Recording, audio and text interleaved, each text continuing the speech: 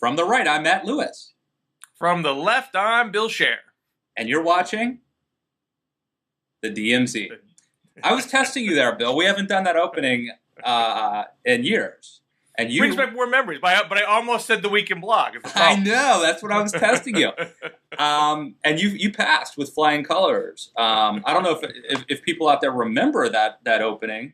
We did it, I think, for a while when we were doing the weekend blog before the DMZ show. So, blast from the past for those. But I don't think you get to say from the right when you write in the Week magazine that conservatives should become a bunch of proto-Marxist hippies and embrace central urban planning. So I think you lose your right to the phrase.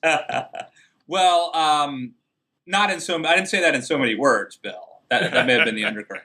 No, look, we have talked about this years ago. My affinity for new urbanism. When I worked at Politics Daily, when I wrote for Politics Daily. I wrote a piece about mass transit, why conservatives should embrace mass transit, and we talked about it. And so this is something that I've been a fan of for a long time. And look, I think the important thing for people to know, for conservatives to know, is that suburban sprawl is not an organic result of the invisible hand and the free market. That government intervention, tax code, incentives, money, taxpayer money spent on highways, you name it, basically. And the worst, in my opinion, is the zoning laws. These conservatives should be against these sort of arbitrary, regulations. Well, the worst, in my opinion, are these zoning laws, which mandate single-use zoning. So, in a lot of places, it's illegal for me to live next door to a restaurant and a bookstore. And so that makes walkable multi-use communities impossible. You literally have to get into a car to go to your church as opposed to walking across the street or something. And so that is my concern. It's a Burkean argument, I would say, my case. And I think it's bizarre and weird that conservatives somehow really embraced this suburban sprawl McMansion thing. But that's what I wrote about at the Week. Check it out. Well, I mean, it seems like this, sort of, and there are divisions in liberalism on this same subject too. But as far as conservatives go, there is a division between I want to do what I want to live where I want to build the kind of house that I want no matter what. If I want to have a giant McMansion that has, no lawn space, just giant house, and doesn't matter what else is around me, I should get to be able to do that. Compared to a conservative sense of nostalgia. We want to have small town America. We want to have tight community bonds at the local level. We want to have that same kind of Little House on the Prairie vibe that what made America great. And you need to have. You don't want to have a top down federal cookie cutter planning strategy to achieve that. You want the people from the bottom up to come together and decide, how do we want to shape our own communities? How do we want to shape our schools? How do we want to shape our neighborhood? Yeah, I'm not suggesting that big government should say, from now on, this is how it will be. What I'm suggesting is that the system of suburban sprawl was not organic, did not happen because of the free market. It really happened artificially because of governmental intervention. I think if conservatives, if you want to live somewhere, by all means, live wherever you want. What I'm suggesting, though, is that in terms of public policy, which, at the local level, I would encourage, if I were the decider, I would encourage towns and communities. And by the way, I think the biggest misconception, the biggest pushback I got on this was from people who think I'm arguing for urbanism, as if everybody should live in a city. That's not what this is. This could be a very small community, but the difference is how it's designed. If it's designed to be walkable, where you could You don't have to get into a car every time you want to do something. By the way, there are a lot of side benefits: less DUIs, more exercise. Elderly and children can still get around their communities if they ought not be driving, or if they're not old enough to drive, not capable of driving. So there's a lot of positive externalities aside from the obvious. But the other thing too is in my opinion, the sort of psychic / spiritual benefit to living in a beautiful area, in an area that is something we can be proud of. And look, I love rural areas and the country and the rustic beauty, but what I don't love is strip malls and sprawl, and I think that is soul crushing. And Bill, for a year and a half, I commuted from Wolfsville, Maryland, to Arlington, Virginia, and there is nothing more soul crushing. And there are people every day who do that, so that their kids can go to a better school, have a big yard. And it turns out mom and dad never see their kids and end up hating their lives because they spend 4 hours a day on I-270. So to me, that's not family values. That's not conservative. I'm not mandating. I'm not telling you what you have to do. I'm saying, let's give this a shot. It's not just a crunchy leftist Bill Scher thing. It's wrong it's wrong that we've let this become a liberal idea. Well, and I think conservatives should be able to say, if you are saying we don't think there should be excessive federal power, we want to see more power devolved to states and localities. I think that conservative message has more credibility if you are then being very proactive and constructive at the local level. If all you're doing is pushing an absolutist anti-government message, regardless of the level of government, right? It sounds more disingenuous. If your message is we want more local control, okay, then when those of you at the local level show how your conservatism plays by functioning in a pro-community way at the local level, and show that you don't need federal government intervention to achieve those goals. That to me boosts the argument. Yeah, look, I agree, and there are, and this is really a bipartisan thing. I mean, there are plenty of liberals who sell out to big development companies and build these just soul-crushing developments that look like something from an Arcade Fire video, about the suburbs. And then there are conservative crunchy cons who the thing is that this is actually, if you look at people like Russell Kirk and Paul Weyrich and dare say Edmund Burke, this idea is actually very conservative. And it would be hard-pressed to find anybody who has more conservative credibility than the aforementioned names. It's just that conservatism in the era of talk radio has been a little perverted, maybe a strong word. But there's a certain identity politics. I think that you are right. There is a tension between like the rugged individualism versus the communitarian brand of conservatism. But clearly, I think that it's become a thing where, that if Bill Buckley rode like a scooter around, like he would be like considered an effete liberal snob if you just looked at him. Well, by his voice alone, he would be considered that today. He probably used words like milieu. I mean, come on. I think, Matt, you should visit, my little hamlet of Northampton, Massachusetts. I think what we have here is actually, quite reflects the model that you're talking about. I mean, there's a lot of local control here. But, Northampton, it's a college town. It has a well-planned, downtown with Lots of small shops. It has music. It has restaurants. It's very walkable. There's dense living in the downtown area, but there is also an emphasis on maintaining the rural character surrounding the downtown. So there's farmland here. There's a state local partnership where the state helps the localities use taxpayer funds to buy up open space. So there's a lot of protected open space that surrounds the downtown. So you have easy access to the outdoors without losing your urban center.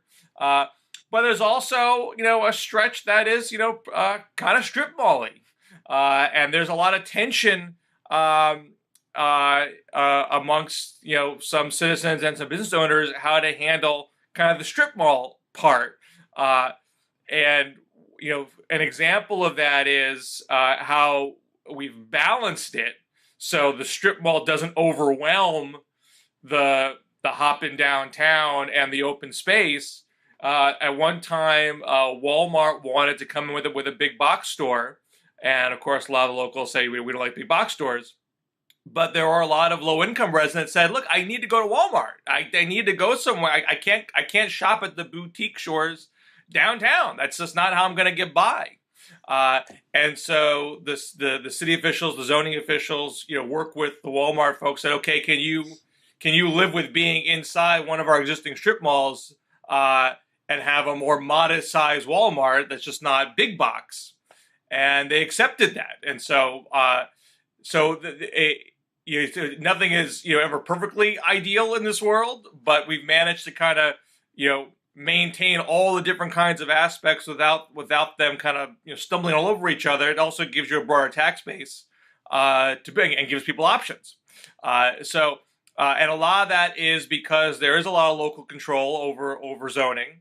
But they're also getting some funding help from the state too, and that's a provision called the Community Preservation Act, where the voters in the cities can decide: do we want to participate in this state pooled community preservation fund? And once the citizens of the city vote yes, then they create a local board, which is with the people who are actually voted on. It's you run for office just like you vote for city council, and those folks decide where the money gets allocated. So there's a lot of local control involved, but it is an element of local central planning. There's just no way to get around.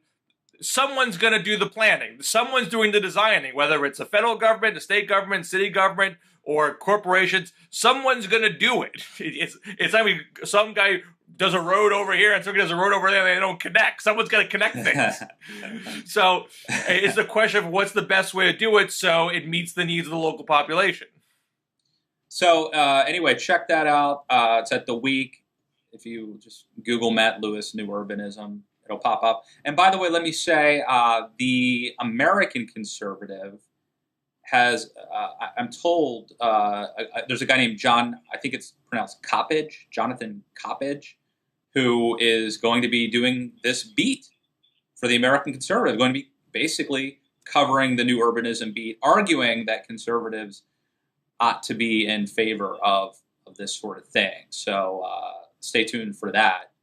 This is, and I think I've recommended it before, but if this is the kind of thing you're also interested in, there's a really good book, a couple really good books that you should read. One of them is called Home from Nowhere by this guy his last name is Coulter, who's a man of the left, but he plays into my column, as you'll see.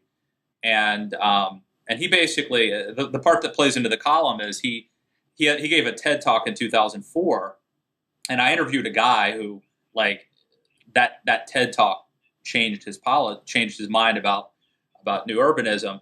And during the talk, Coulter was like showing this slideshow of just big box stores and sprawl, and he says, this isn't good enough. This isn't a place good enough for Americans. This isn't good enough. And then he says, I want you to think about the men and women fighting and dying, spilling their blood in the sand in Iraq last. in Iraq right now. And I want you to think, is when they think about home, what's the last thing on their mind? And I sure hope it's not the curb cut between the Chuck E. Cheese and the Target. And this guy that I interviewed, named Sid Burgess, said that he had just come back from Iraq, and he said that changed his mind. So either check out the TED Talk, or you can get his book, which I really recommend if you're really into this stuff, called Home from Nowhere. The other book that I think I've recommended here before is called Crunchy Cons by Rod Dreher, who's at the American Conservative also. And that was a really controversial book. Dreher got a lot of pushback from conservatives. There's one chapter, I don't even know if he calls it New Urbanism, but there was one chapter on New Urbanism. But he talks about, organic farming, homeschooling, all sorts of areas where crunchy cons, essentially it's usually religious intellectuals, I've found, and he notes, but who are conservatives and essentially like hippies agree, So I think we can agree on the Grateful Dead's music, and I think we can agree on this as well. Check it out. We may not agree on the Grateful Dead. We haven't had that discussion yet. But you do like the sort of country. I gotta buy that. People don't know. Bill and I, this isn't just. We've become really good friends over the years, and we share music. And I turned you on to this song called Hemingway's Whiskey. Yeah. Which there's Kenny Chesney covered it, but there's a really cool original version. And who's the person you turned me on to, Bill? I need to buy that CD. Hayes Carl. That's good music. So you sort of like the country-ish stuff. Oh, absolutely. Yeah. But I draw the line at the Grateful Dead. Well, look, I don't like the jam stuff that goes on where you have to be like on acid and it just goes on for 2 hours. But Box of Rain or Friend of the Devil, I think they had some pretty darn good.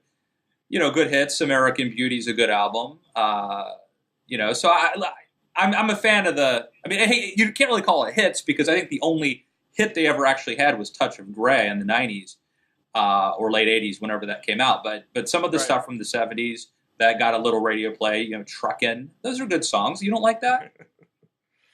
Yeah, I got some principles, Matt. If you want to just give up conservatism and become a hippie, go right ahead. But me, I'm going to love America. I love American music. Thank you very much. America, like a horse with no name, the Neil Young band. Or... I don't know what you're talking about. All right, Speaking of loving America, how can we love America if we don't impeach President Obama today? Right? Am I right? Well, I think if you're not for that, then you're against apple pie. So Sarah Palin making her last bid for relevance is after Boehner announced he was going to sue Obama. Palin shows up and says, "You don't bring a lawsuit to a gunfight." And is that a real quote, Bill? That's a real quote. She said that on Hannity. You don't bring a lawsuit to a gunfight. And I feel sort of akin to Boehner has this argument for impeachment that sort of lacks actual arguments for impeachment. It's just sort of a general ranting about things she doesn't like. And I should, it's not published yet, I should have a piece in Politico soon how Boehner caused this. Boehner painted himself into a corner. He's trying seemingly to tamp down a push from the right on impeachment by taking this lawsuit route. But if he wasn't the one back in February shifting blame for the immigration stalemate by saying, how can we pass anything if we can't trust Obama to faithfully execute the laws? Once you're accusing the president of not following the law, you are making a case for impeachment. I mean, that's sort of the next logical step. The guy's not following the law, he should be impeached.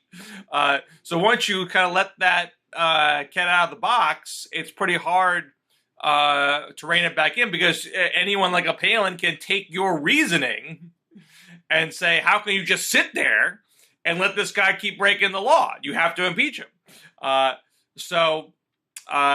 And I think there's a risk here. It may not be a large risk, but I think it's a risk. And you're actually seeing it in Iowa right now. The Iowa Senate races has immediately become an issue, that the midterm elections could turn on this question of impeachment. Maybe even if the candidate is not embracing it, but if the chatter is out there, and there is a concern amongst the Democratic base that it's in the offing and it's off-putting to moderates.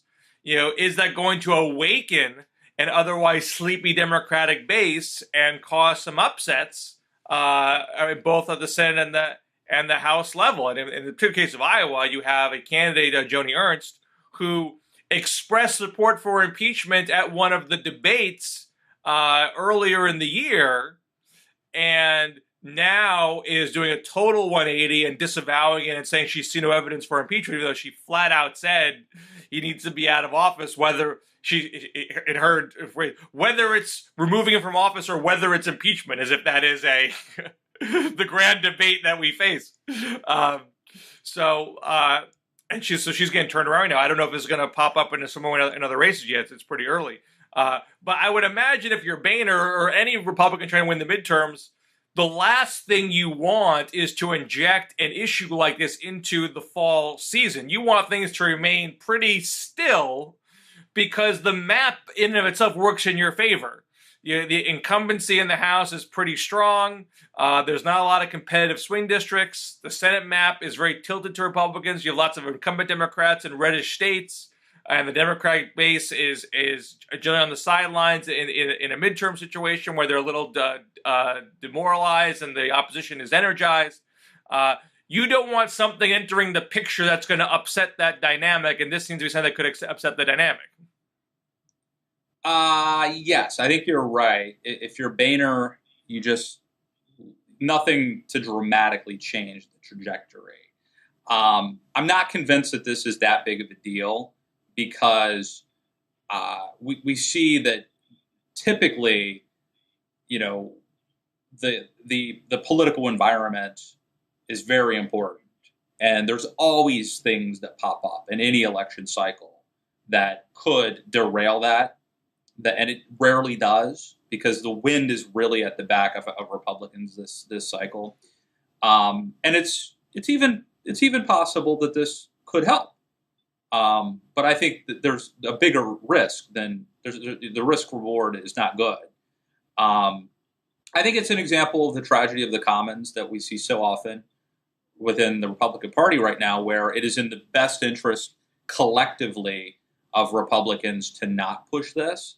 Individually, it is in your best interest to push it. So if I'm a conservative pundit, if I am a candidate in a primary in a red state, I have a personal incentive to push this issue, which collectively probably would hurt Republicans.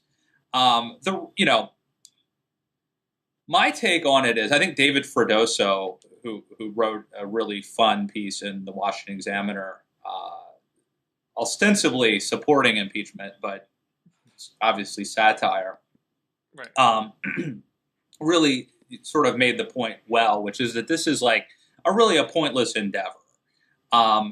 Even if you were to impeach Obama, you couldn't remove him because that would require 2/3 vote in the Senate. So it would be a purely symbolic thing. Well, now you're just a defeatist. You yes, don't believe you can rally the country around it. Well, Freddoso's a rhino. Let's admit that. I think we know that. He probably also didn't think we could defund the government, and we really showed him, or defund Obamacare, and we showed him there. But I also think Freddoso, just to sort of pile on him, I think he's also skeptical about Chris McDaniel's ability to overturn the Mississippi election. Another example of him being a rhino, let's be honest. But anyway, back to the impeachment thing. So let's say even if you could impeach Obama, it would only be done out of spite, because the most recent example of someone being impeached was Bill Clinton, who went on to remain wildly popular. So really the only reason to do it would just sort of be to do it.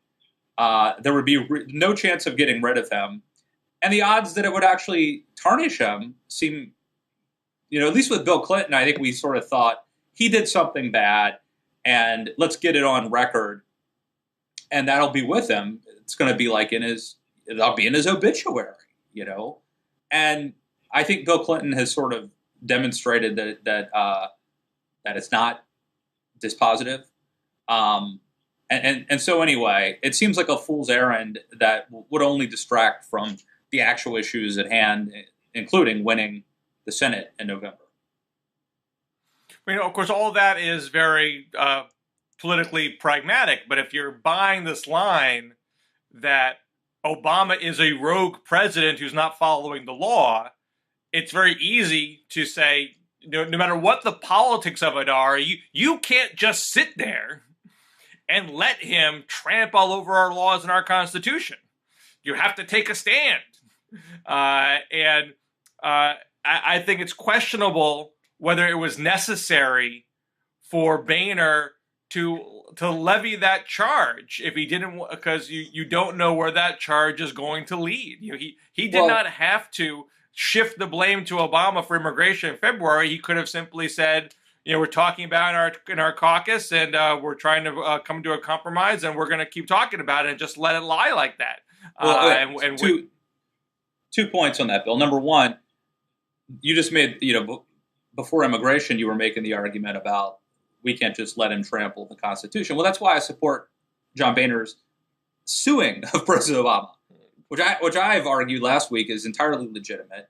Maybe it's a political stunt, but it's still a legitimate thing to do. And I would do that in lieu of impeachment. I think that's a much more legitimate point. The second thing is with immigration, look, both sides are playing games. I mean, just yesterday, President Obama gave this speech in Texas where he said, he met with Governor Perry, and Governor Perry wanted him to unilaterally and immediately put the National Guard to do a border surge, to put the National Guard on the border to help with the crisis down there and to prevent, others from coming in. And Obama's excuse for not doing that was, well, John Boehner's suing me for taking executive action. So now they want me to do this. I think that was a joke. I don't think that was the actual reason. Know. That's his way. And it's condescending, but there are multiple problems with what he said, including the fact that it's possible that his executive order on the DREAM Act helped cause the crisis at the border right now. Well, there's an argument out there. There's also the argument that it's simply because of the increased violence that's going on in these Central American countries, right? Which is plausible. Yeah, absolutely. Right, and the two are mutually exclusive. My kid is threatened to be killed by gangs. Maybe he's got a shot of staying in America. I got a better shot there than my kid getting killed here. I'm gonna take the odds and send them off. That's not a totally irrational conclusion. But Obama said a couple of things about the National Guard thing. One, he said he'd actually consider it as part of the border bill that he's proposed, even though he thinks it's not really a long-term solution, but he's willing to compromise on it. And the other point that he made yesterday was, it's not like we're not catching these kids. We have them. We just don't have an easy place to put them is the problem. They're not sneaking through. Where the whole system we have is overwhelmed by the influx, and we can't process them fast enough, whether they're allowed to stay or they have to be sent back. That's the immediate issue right now. But to get back to the whole executive authority question, one of the reasons why the lawsuit probably doesn't stand much of a chance is Congress has other means short of suing to constrain executive authority, namely passing laws. If Congress feels that the president is not acting in a responsible way or interpreting an existing law in an overly expansive way, they can pass a explicit law saying what you are doing right now is wrong and you must do this instead. And the House excuse seems to be, well, the Senate won't agree to what we want to do, so we can't pass the law. Well, that means the Congress doesn't agree. That doesn't mean that you're automatically right. That's probably why a court's going to say, you don't have the standing on your own to press this case because you don't have the full. You could work with a Senate to pass a law, and you haven't really tried, let alone succeed into doing that. And in the case of immigration, Obama's going to be able to go to the voters in the fall and saying, these guys won't even try to pass a law to solve this problem, and now they're going to blame me for doing something. And you have, I think, more swing districts in the House. Senate's a different story. But in the House, and I wrote about this earlier in the week, both at the week and at ourfuture.org, you have 19 House districts that are competitive, different ranges of competitive. They're not all toss-up competitive, but they're at least nominally competitive between being toss-up and lean and likely hold for the incumbent. That there is enough Latino population to potentially make a difference, not necessarily be the ultimate deciding force. In some cases it could be, in some cases it can contribute to a coalition that could oust an incumbent, enough to make an incumbent worried. And if you look at those 19 districts, nearly all of them, 3 of them are open districts, the incumbent's not running for re-election. 16 of them, you have the incumbent running. The vast majority of them are clearly being cagey about immigration. They clearly know that just taking a hard line anti-immigrant position is not the way to win re-election in this district. So they don't want the immigration issue to be above the fold in the fall. And Obama's executive order, combined with perhaps a lawsuit that names immigration as a reason for suing Obama. Boehner has not said that definitively yet, but he's entertained that. That could be very harmful in these races. And keep in mind, Democrats only need 17 seats to take back the House. Most folks say it's not possible. And it's true that there are very few competitive races left on the table. These districts are pretty well drawn to keep the incumbents where they are. But if there is a wave of some sort over an issue like immigration, there's an outside chance of an upset, even if Democrats don't keep the Senate, because the Senate races are pretty much in lily white states where there are not big Latino populations. So you could have this very bizarre circumstance. I'm not putting money on, I'm not saying it's a likely thing. But if the House races run on a different track than the Senate races, they're fought over different issues, you could see this bizarre circumstance where they both trade, where the Democrats take the House, the Republicans take the Senate. My more bottom line is it doesn't really help Boehner's position to elevate the immigration issue. You probably better have it buried. But engaging Obama to not solve the problem with Obama is a mistake. To then fight Obama with the executive order might even be a bigger mistake because it makes the issue more prominent. Well, I think you're engaging in some wishful thinking, but I applaud you for the creativity. I'm not saying it's probable. I mean, to what I was saying before, if the political waters are still, Republicans will certainly keep the House and have a very good chance of taking the Senate. Things that upset that dynamic at least give Democrats a path that they don't otherwise have.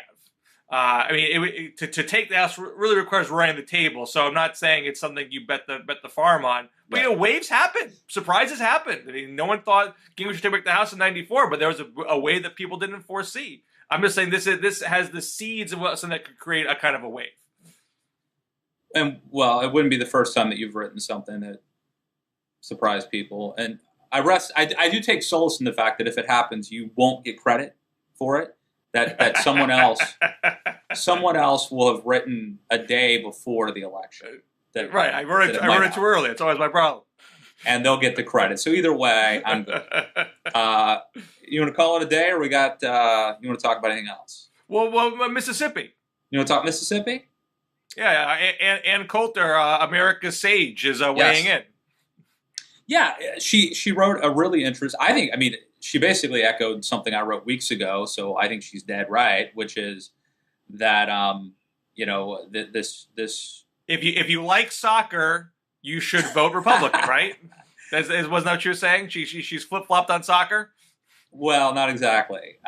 She's taking, for a conservative, for someone thought of as a conservative firebrand, she's taking a contrarian viewpoint on the Mississippi race, which of course is over. But Chris McDaniel is contesting the results, arguing that there were irregularities, everything ranging from vote buying to people who were not eligible to vote because they had cast ballots in the Democratic primary. This who knows what could happen, but I've always thought that this was unlikely, that you sort of have to challenge the ballots on election day and contest it. If you want, even if voter fraud happened, which we don't know, the way to you can't really retroactively solve it. You have to sort of challenge it as it's happening. And so I've always thought it was a fool's errand what the McDaniel people were trying to do, and that it would, if nothing else, it would guarantee that Chris McDaniel would have no political future. Just historically speaking, challengers who are sore losers who contest races tend to not get another shot. There are exceptions, I think, with incumbents, sort of perceived as their seat. And so if Joe Lieberman runs as an independent, or Murkowski runs a write-in, I think the public views that a little differently. But when you're not the incumbent and you lose, and you don't lose gracefully, you don't accept it, you challenge it. Yeah, I'm from Maryland. I remember Ellen Sauerbrei probably had an election stolen from her in the mid-'90s, ran again, did not do well. That's just my take. Maybe this is another example of me being an establishment guy who's like cursed by actually having a memory and knowing history. But Ann Coulter came down on my side. Not that she mentioned me, but the thing though is, I do suspect that even though she's right, I do suspect that she could have just as easily have written it the other way had that been the way to get attention. We're talking about her now, and she's getting. I find it very confusing. Like Palin seems to have like a pretty consistent anti-GOP establishment brand now, where she's all when these situations occur, she's always weighing in on the insurgent side. You know where she's going to come down, yeah. And Coulter seems to be kind of all over the map, where one hand she might be being a borderline racist, and then on the other hand she might be defending an establishment figure. Again, here's the situation with Cochran, where she's defending Cochran despite his outreach to African American voters. She was a huge defender of Romney and saying, repelling charges that he was a squishy moderate. At one point I think she defended Obama, Romney care even. Right. As I recall. I think. And I just don't understand what her angle is. Yeah, right. And there's another. I should care. Maybe I shouldn't care. There's another pair. And by the way, she wrote it's a very good column. I mean, she makes a pretty compelling case that it's a case I made 2 or 3 weeks ago, but it's a very compelling case that Chris and others too. I mean, not that I'm the only one who had this idea, but the interesting parallel here is that Glenn Beck, who is also all over the map, is now, I think, correctly helping these poor kids on the border by sending truckloads of water and soccer balls and teddy bears, care packages to them. And he's taking some heat from, I don't think anybody prominent, but from a lot of people on Twitter and ostensibly some of his fans who see this as like aiding and abetting the breaking of the rule of law. Now, I think the difference, though, is I suspect that Glenn Beck is actually very personally conflicted. And I suspect that Ann Coulter is much more calculating. And, I think that Coulter milked the right-wing red meat thing for decades. And now she's done that, and it's become expected. So now, in order to stay relevant, I suspect she has to do the most crazy thing, which is to make a serious argument, which is startling and newsworthy and buzzworthy. That's my take on her. This is somebody who I think worked. I mean, Ann Coulter, before becoming a pundit, worked, I think, for, as I recall, for a fairly moderate Republican senator. So, I mean, she's obviously very smart and certainly capable of making cogent, thoughtful, conservative analysis that isn't red meat. But so in her case, I suspect it's strategy. In the case of Beck, I think he might just be like utterly conflicted. There's like this. I mean, we talked earlier with New Urbanism about the sort of the tension between rugged individualism versus a more traditional communitarian conservatism, Burkean conservatism.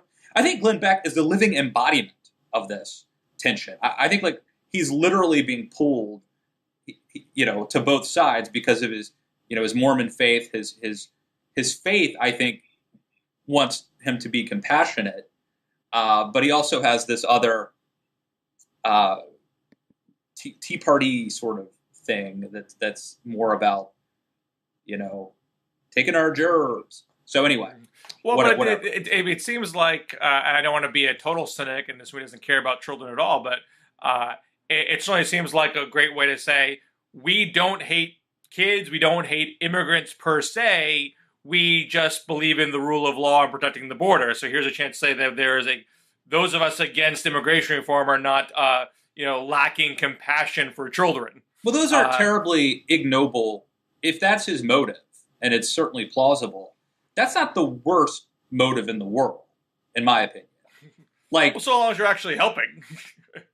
Well, I think it would be. I would love. How do I put this? If the conservative position were, we need to be loving and compassionate and understanding for people who want to come here, but we also need to, have a border. We need to control the border. We need to honor the rule of law. And by the way, here's the irony: the rule, like the actual rule of law, right now, is that if they came here from Central America, you can't just deport them. That's the sort of irony: is that the people most pushing follow the law. The law says that they have to go through this process of, it's this, the William Wilberforce's name is in the actual law that was signed, that is sort of had these unintended consequences of being a magnet, for people not from, Mexico, because, it doesn't apply to Mexico or Canada, which sadly maybe means we can't get rid of Bieber. But anyway, like they are following the law right now, and I think the law had some unintended consequences. I mean, that's and I think it was Dana Milbank made that point. This in this case you can't. I mean, Palin has gone as far as to say that part of the impeachment case is Obama has deliberately created this crisis. This is part of the Obama conspiracy to bring in these influx of children and destroy America from the inside. And Milbank was saying, no, he's actually following the law that you guys passed. And it just so happens that they're having a tough time dealing with the consequence of that because they've had this spike of kids. Yeah, but but as I said before too, I do think it's possible that Obama's executive order on the DREAM Act might have also. I mean, there may be multiple things happening, including, as you mentioned earlier, unrest in Central America and certain Venezuela or Honduras and in different places. I mean, it's hard to fault people who want. It's hard to fault people. I mean, think of how bad would things have to be, Bill, for you to tell your daughters, all right, we're going to do whatever it takes. We're going to send you thousands of miles away to try to get into America because that's the best thing. I mean, think of how bad things would have to be in Northampton for you to be willing to tell your kids, you need to take this trek. Right. And that the odds are you're better off trying to get into America than staying here. I mean, that's got to be a pretty bad environment. Milieu. Exactly. No, I absolutely. But this is why it seems silly to me. I mean, look, let's just take on faith that this is primarily Obama's fault because of the unintended consequences of the 2012 executive order. Okay? Go ahead and blame Obama for that. still the solution to that is to pass a law that helps fix the system permanently. Assigning the blame doesn't solve that problem. That's in the past. You have some agency as a congressman to solve the problem. So go start working on that. Well, but what they would say is, and again, I'm been over this, but I'm in favor of a path to citizenship. I'm in favor of immigration reform. But I think it's also fair for Republicans to say, okay, let's pass a bill that secures the border, that builds a fence or whatever. That will solve this problem, right? I mean, that may be their, if you want to solve the problem, that may be their solution. Yes, we'll pass legislation. It's putting more, border control agents on the border, building a fence, a moat, alligators, whatever. That's our solution. We're willing to pass legislation if you'll sign it. I mean, I think that's maybe misguided, but it's a legitimate. But they haven't even done that. I mean, they haven't even produced like the ridiculous immigration reform that's never going to pass the Senate. They haven't taken that step. I mean, there's a bipartisan Senate bill. There are plenty of Republicans, including Beta, that say we think we should have immigration reform. That includes a form of legalization, not even citizenship. I mean, there are people in the House that aren't even talking about alligators and moats. But they're not even doing the minimum to try to work out the solution with the Senate. I mean, at least go through the motions with that before you throw up your hands and blame the president. I don't think it flies if you don't even do like the minimum amount of legwork. So anyway, I think the odds are that Obama is right that nothing happens. They're not going to give him the however many billions of dollars he wants. And they're not going to pass comprehensive immigration reform, which would include, as part of the deal negotiated, controlling the border better. And so we have this humanitarian crisis, and whatever Glenn Beck's motives, God bless him for sending food and tennis and soccer balls and whatever and water. I mean, that's a good deed, and God bless him for doing that. But where does this go, Bill? I mean, where does it go? Because we're not going to pass legislation. So what happens? They just go through the process and get deported 6 months from now. Do you have any thoughts on the denouement? I mean, what happens with the particular border crisis and these kids right now, or what happens to the executive order with the 11 million undocumented already here? Which are this border? What do you think happens with this border crisis? Like, I don't see a resolution. I mean, I guess they could pass. If they pass anything, it will be overturning the Wilberforce law, which would allow them to retroactively change the law and to immediately deport these kids back into what may be a pretty hostile situation. That may be the only. Like, if there's anything Congress can do to resolve this, and I use the term resolve, meaning not a happy resolution, but to end this, it would be just retroactively passing a law that would allow them to just deport these kids, I think. I mean, my understanding is, and forgive me for not being, super expert on this topic. Like, my understanding is, all the kids now need to have a more formal review in front of a judge. And one of the things that the White House is asking for, or is considered asking for, getting pushback from the left on, is to, streamline that process. So they don't have to go before a judge. That the border agent can make the call whether the child has to go back, and that would expedite the process. So, and that's why I think they can't do without changing the law because of that Wilberforce law. So if I'm not convinced that they can't pass any kind of law about this immediate crisis right now. I mean, there's a hang up over the money involved, if it should be an emergency supplemental or if it should have some cost offset. And there's another question, and that's a push from the right. There's a push from the left about, is it fair to expedite this process, or should these kids have a more thorough review before a decision is made? I don't think it is totally out of the question. Those debates can't be resolved in some way.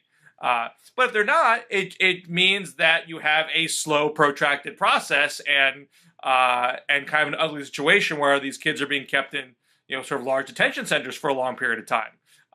So I don't want to be sanguine about that, but I think that is something that can happen. You can detain kids for a long period of time. It kind of sucks for them, sucks for everybody. But that would be what you're left with. If I imagine they might be having lawyers working on, okay, what can we do by executive order if Congress won't play ball with us? I don't know what options are available to them considering the law that's currently in place. I imagine they are probably working very strenuously to figure that out because they don't want this to be an untenable situation. Well, I think we've solved the world's problems. We'll have walkable, mixed-use communities full of Latinos, and hopefully they'll all be voting, conservative. This is my dream world, actually. Right. This is Mattopia. Our mayor and Coulter will be having mandatory soccer games for all 8-year-olds, and President Beck will be also taking in the poor. We will solve the problem of homelessness, but President Beck will be making sure there's a minimum guaranteed wage. So. Good time. Always good to talk to you, Matt Lewis. Did you read his article at The Week on the new urbanism? I don't know that the audience is supporting our stuff enough. I would recommend they should be tweeting our stories. True. Tweets are important. I'm writing for the Telegraph now, the London Telegraph, The Week, and of course my home at the Daily Caller, where I'm right now. But I feel like they should be maybe supporting us more. Click the links, click the ads is a good, multiple times is a good policy. And spread the word about this show. Or just send us money. You're free to send us money. That would be good too. Yeah. PayPal. We take cash, and it's called. Our group is called Citizens Against Saddam Hussein. You could just make the check out to cash and send it to either one of us. I'll make sure Bill gets his cut. But Citizens Against Saddam Hussein, C.A.S.H.